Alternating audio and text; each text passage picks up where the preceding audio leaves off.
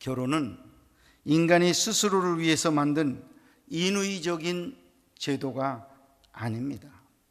하나님께서 만드신 하나님의 작품이고 하나님의 최초의 기관입니다.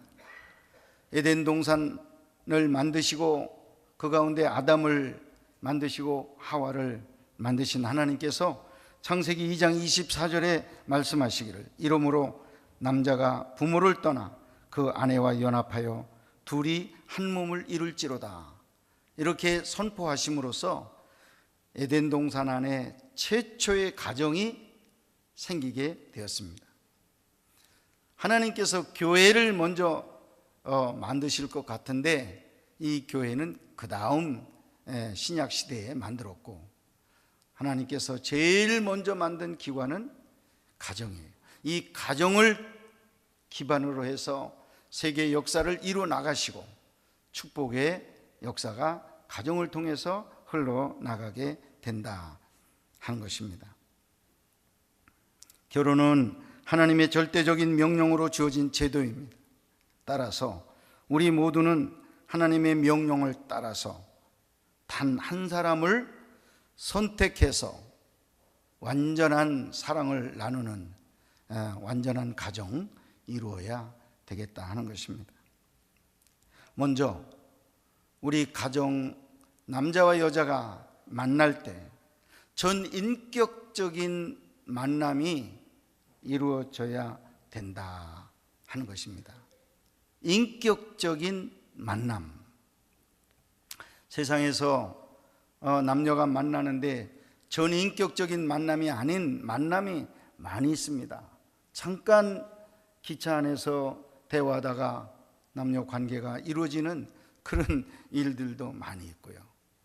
출장 가서 어디서 또 여관에서 잠깐 이런 만나는 일들이 참 많이 있습니다.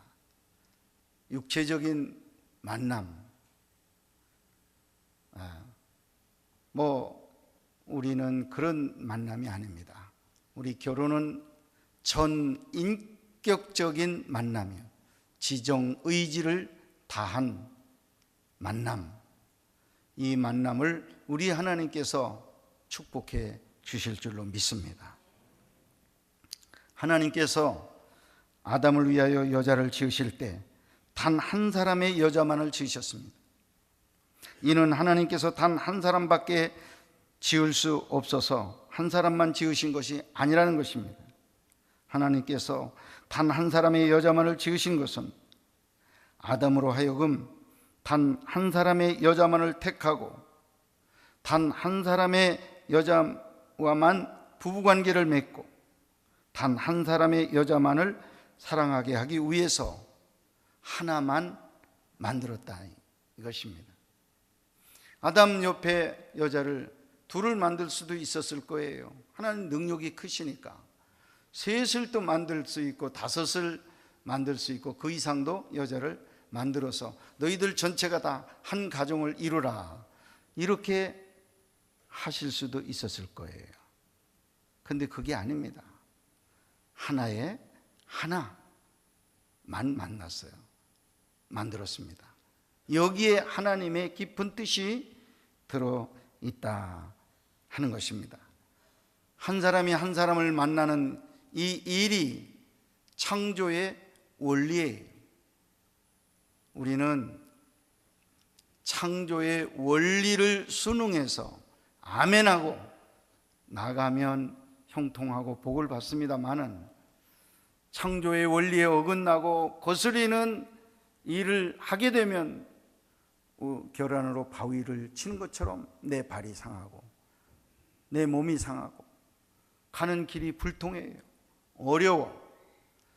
하나님의 창조 원리를 우리가 더 배우시고 그 배운 대로 실천해서 형통한 삶, 복된 삶을 살아가야 될 줄로 믿습니다. 그러므로 우리는 이 창조 원리 그대로 한 사람의 배우자만을 선택해야 한다 하는 것입니다. 이 단 한 사람의 선택은 하나님의 창조 원리이기도 하지만 우리의 사랑을 더욱 온전하게 할 수 있는 이런 관계가 1대1의 사랑 가운데서만 있기 때문이다 하는 것입니다. 우리 결혼을 왜 합니까? 사랑하기 위해서 결혼합니다. 여자는 남자를 사랑하고 남자는 여자를 사랑해요. 사랑이 무르익어서 결혼이 되는 건데, 이 사랑이 완전한 사랑 되게 하려면 1대1로 사랑이 이루어져야 된다는 거예요. 왜냐? 본성적으로 인간은 두 가지 일은 완벽하게 해낼 수가 없기 때문이라 하는 것입니다. 우리는 1대2라든지 2대1이라든지 3대1 이 관계에서 완전한 사랑을 할 수가 없어요. 마태복음 6장 24절에 한 사람이 두 주인을 섬기지 못할 것이니 말씀했습니다. 혹 이를 미워하며 저를 사랑하거나 혹 이를 중히 여기며 저를 경히 여김이라. 너희가 하나님과 재물을 겸하여 섬기지 못하느니라. 아멘 하시기 바랍니다. 이 세상이 모든 사람들이 다 공통적인데 주인이 누구였느냐? 물질이 주인이었어요. 재물이 주인이었어요. 그래서 재물의 종으로 재물을 따라 살아가요. 재물이 여기 있다면 이쪽으로 가고, 재물이 저쪽에 있다면 저쪽으로 가고, 재물 따라 움직이는 재물의 종으로서 살아갑니다. 그런데 우리가 어느 날 예수 그리스도를 소개받고 하나님의 구원을 입었습니다. 구원을 입은 날로부터 재물이 내 주인이 아니라 하나님이 내 주인이고 예수님이 내 인생의 주인이 되었습니다. 주인이 바뀌었어요. 할렐루야. 주인이 바뀌었어요. 물질이 내 인생을 움직이고 나를 이끌어가는 게 아니라 물질을 주셔서 쓰게 하시는 더 위에 계신 하나님이 내 인생의 주인이고 하나님이 내 삶의 주인이 되셨어요. 할렐루야. 이제 정작 내 주인을 찾았어요. 그런데 아직까지도 주인이 하나님이고 수단이 물질인데 불구하고 우리가 믿음이 아직 약해가지고 물질도 주인이고 하나님도 주인이고 하나님도 주인이고 물질도 주인이고 어떤 때는 여기 갔다 어떤 때는 여기 갔다 어떤 때는 이게 주인이 있다 고백하다가 어떤 때는 이게 중요하다고 고백하다가 왔다 갔다 두 주인을 섬기고 있는데 이런 일은 있을 수가 없다. 똑같이 주인이 될 수가 없다. 어떤 것을 더 사랑하면 한쪽은 덜 사랑하게 돼 있고 어떤 것을 더 귀하게 여기면 덜 귀하게 여기는 것이 한쪽에 있다는 거예요. 똑같이 사랑할 수가 없다 하는 말씀이에요. 이 원리를 가지고 우리가 가정을 생각해 보면 한 남자의 한 여자 이건 온전한 사랑을 이룰 수 있습니다. 그러나 두 여자가 생겼다 하면 이 온전함은 깨지기 시작합니다. 똑같이 그 두 여자에게 나는 사랑을 줄 수 있다. 내가 그분들에게 그 두 사람을 내가 똑같이 먹여 살릴 수 있다. 혹 돈이 있어서 먹여 살릴 수는 있을지 몰라요. 그러나 사랑은 똑같이 줄 수가 없습니다. 두 주인을 완벽하게 섬길 수가 없다. 주님의 말씀 기억하시고 우리 남자분들 생각을 바꾸시고 우리 눈을 아내에게로만 이제 집중하시는 우리 남자분들 되시기를 바랍니다. 두 번째는 애도를 금지하라. 오늘 말씀에 우리에게 권면하십니다. 잠언서 5장 15절에 보면 이렇게 말씀했습니다. 너는 내 우물에서 물을 마시며 내 샘에서 흐르는 물을 마시라. 내 이렇게 너의 것에 주님께서 반복해서 강조하십니다. 여기저기가 아니에요. 내 아내에게 내 아내를 행복하게 하고 내 아내 즐겁게 하고, 내 아내, 하나님이 분명하게 지역을 설정해 주셨어요. 대상을 설정해 주셨어요. 그건 내 아내라고 하는 그 대상입니다. 하나님께서 허락한 부부의 만남은 단 이례적인 만남이 아닙니다. 완전한 만남도 아닙니다. 그것은 영속적인 만남이면서도 불완전한 만남입니다. 그래서 남자도 여자도 더 노력해야 된다는 거예요. 더 남자를 위해서 사랑스러운 아내로, 여자를 위해서 믿음직한 남편으로 더 상대방이 더 느낄 수 있도록 노력하는 그런 노력이 가정 안에 필요하다 하는 것입니다. 이 노력 없이는 우리는 진정한 만남을 이룰 수 없으며 영속적으로 교제할 수가 없습니다. 계속 노력해라. 언제까지? 할 수 있으면 죽을 때까지 노력해야 돼. 이 남자에게 정말 아름다운 아내로, 이 아내에게 정말 믿음직한 남편이 되기 위해서 죽을 때까지 노력해야 돼. 그래 만들어지고 또 만들어지는 게 온전한 가정이 그래서 이루어지게 된다. 그렇게 성경이 권면하고 있습니다. 여러분, 우리 믿음의 가정들은 지혜가 있어야 돼요. 하나님께서 오늘 지혜의 말씀을 주십니다. 온전한 만남을 이루기 위해서 끝까지 노력하라. 아멘 하시기 바랍니다. 아내는 아내대로 더 노력하고 남편은 남편대로 더 노력하는 가운데 완전한 만남 이루어지게 될 줄로 믿습니다. 본문에서 지혜자는 인간의 본능적 욕구 가운데 하나인 성욕을 자극하며 다가오는 유혹에 관해서 언급하고 있는데, 시인의 주장은 성욕은 인간의 기본적이고도 본능적인 욕구이기 때문에 쉽게 유혹되고 쉽게 걸려 넘어진다 하는 것입니다. 그런 문제가 남자에게만 있느냐, 남자만 쉽게 유혹에 빠지고 음료에 빠지고 넘어지느냐? 아니에요. 요즘에는 남자 넘어지면 바로 여자도 또 넘어져. 소위 맞바람이라고 하는 게 지금 아주 강하게 불고 있습니다. 100년 전만 해도 맞바람 없어요. 남자 혼자 하나 둘 셋 넷을 부인을 얻어도 가장 남편만 바라보고 방을 지키던 그런 시절이 있었어요. 여자들이 그냥 혼자. 근데 지금은 남자 바람 피우면 내가 왜 혼자 썩어?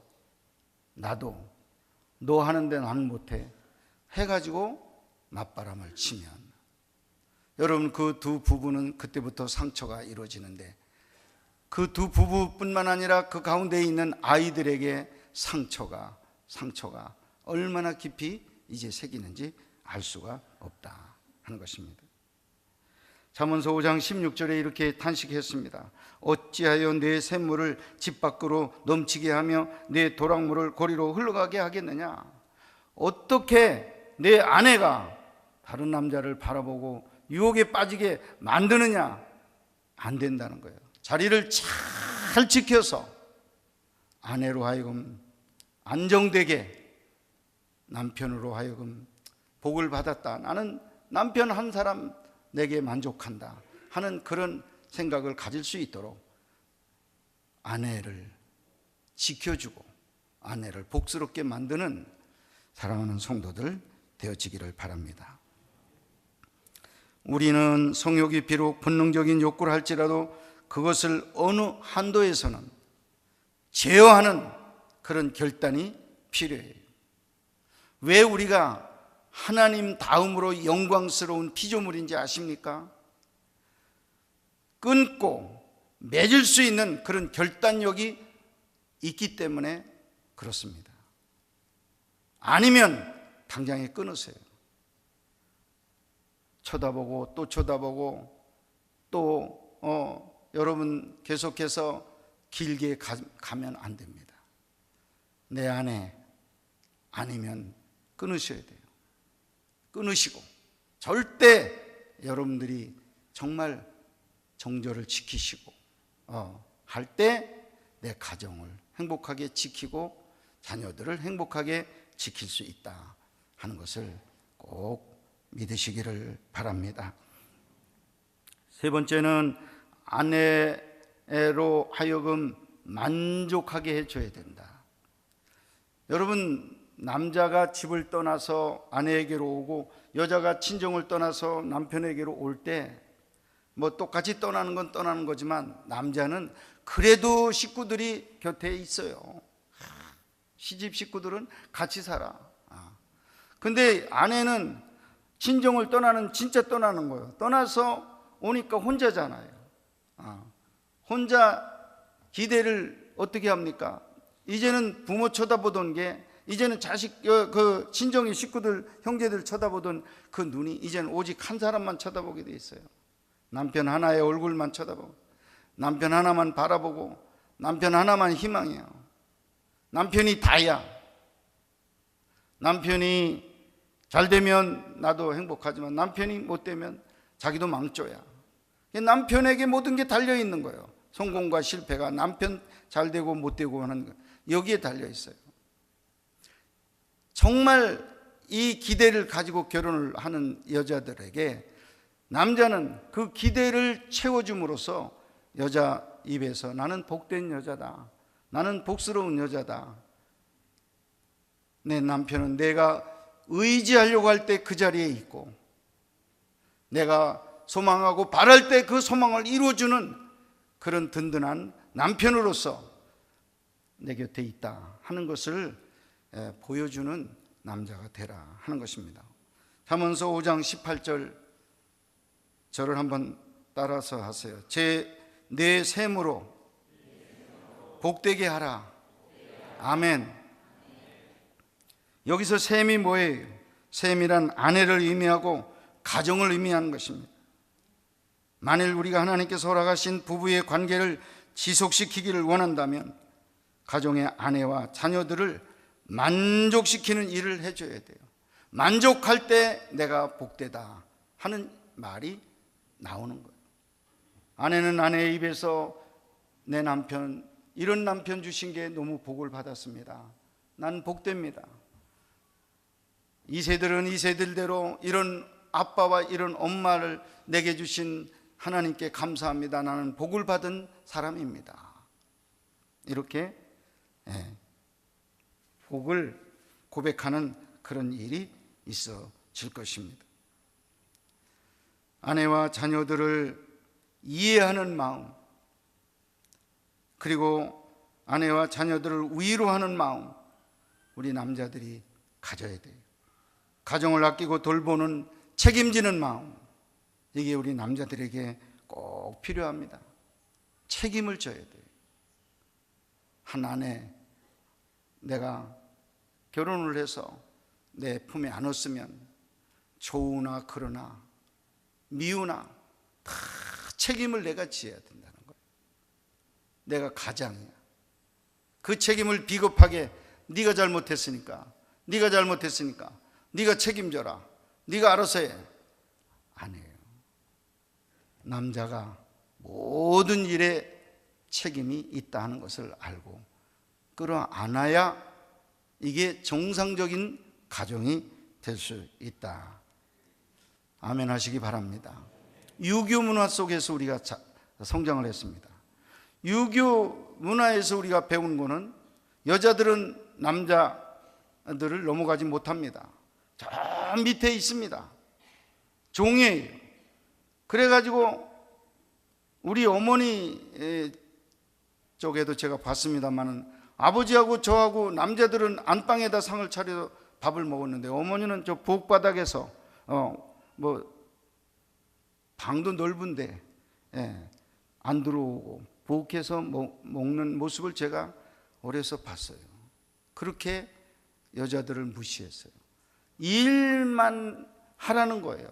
남의 집 식구 하나 데려온 게 사랑이고 행복이고 뭐 자녀고 그건 두 번째, 세 번째고, 일이 지금 할 일이 많이 있으니까 너는 노동력, 네 힘 그거 하나 가져와서 아침부터 밤까지 일을 시키는 그런 문화 속에서 천대를 받으며 그렇게 살았습니다. 그게 유교 문화였어요. 근데 우리 기독교 문화는 정반대입니다. 우리 예수님은 여자와 어린아이들의 인권을 높여주셨어요. 에베소서 5장 25절에 보면 남편들아 아내 사랑하기를 그리스도께서 교회를 사랑하시고 그 교회를 위하여 자신을 주심같이 하라. 아멘 하시기 바랍니다. 우리 예수님의 생각은 유교의 생각하고는 너무 차이가 많아요. 아내들을 사랑하되 예수님이 교회를 위해서 죽으시고 교회를 위해서 희생당하시고 교회를 위해서 종이 되고 교회를 위해서 헌신하는 것처럼 아내를 헌신하고 아내를 위해서 돌보고 아내를 용서하고 아내를 품고 아내의 잘못을 대신해서 십자가에 죽고 아내를 높여주는 그런 일을 해라. 예수님이 교회를 사랑한 것 같이 여러 남자들 아내를 그렇게 사랑하고 감싸고 높여주라, 이렇게 말씀을 주셨습니다. 행복이라고 하는 게요, 아내와 자식하고는 연결이 돼 있더라고요.